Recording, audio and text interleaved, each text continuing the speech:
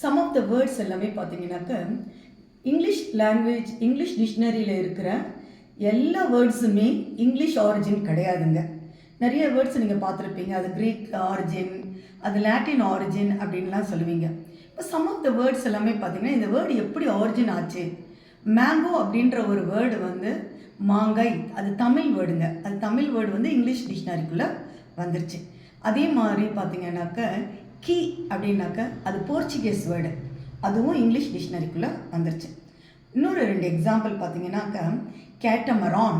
இந்த கேட்டமரான் அப்படின்றது என்ன அப்படின்னும் போது, ஆங்கிலேயர்கள் இந்தியாவில் வரும்போது இங்கே கேரளா சைடு அந்த பேக் வாட்டரில் அந்த கட்டுமரத்தை எடுத்து தள்ளிகிட்டே போகும்போது அவங்கள்ட்ட கேட்டாங்க, ஆங்கிலேயர்கள் அவங்கள்ட்ட கேட்டாங்க அந்த மக்கள்கிட்ட, இது என்ன அப்படின்னும் போது ஐலசான்னு எடுத்துகிட்டு போகும்போது இதுக்கு பேர் என்ன அப்படின்னும் போது அவங்க கட்டுமரம் அப்படின்னு சொன்னாங்க.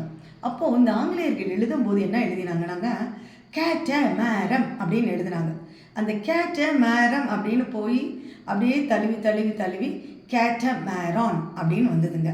இதுதான் வந்துட்டு கேட்டமரான், கட்டுமரம் அப்படின்றது. அது தமிழ் வார்த்தையிலிருந்து அது ஆங்கிலத்தில் எழுதி அது டிக்ஷனரிக்குள்ளே போச்சு. அடுத்த ஒரு வேர்டு என்ன அப்படின்னாக்கா, அதே ஆங்கிலேயர்கள் வந்து அந்த கேரளா சைடில் அந்த மலைப்பிரதேசத்தில் ஏறிட்டு இருக்கும்போது அங்கே பழங்கள் விற்றுட்டு இருந்தாங்க. அந்த பழங்கள் எப்படி விற்றாங்க அப்படின்னாக்கா, காசுக்கு 8 காசுக்கு 8 விற்றாங்க.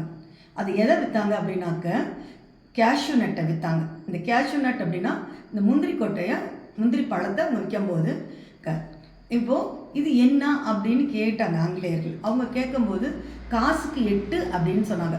இந்த காசுக்கு 8 அப்படின்றது வந்துட்டு இவங்க காசுன்றதை கேஷின்னு போட்டாங்கங்க. கேஷின்னு போட்டுட்டு அந்த கொட்டையை வந்து நட்டுன்னு போட்டாங்க. அப்போது கேஷ்யூ நட்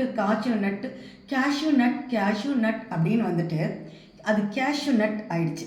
அது கேஷ்யூ நட் வந்து தமிழ் வார்த்தையிலேருந்து அது இங்கிலீஷ் டிக்ஷனரிக்குள்ளே போயிடுச்சு. இன்னும் சில இங்கிலீஷ் வார்த்தைகள் உங்களுக்கு அடுத்த வீடியோவில் அனுப்பிச்சி விட்றேன். Thank you friends.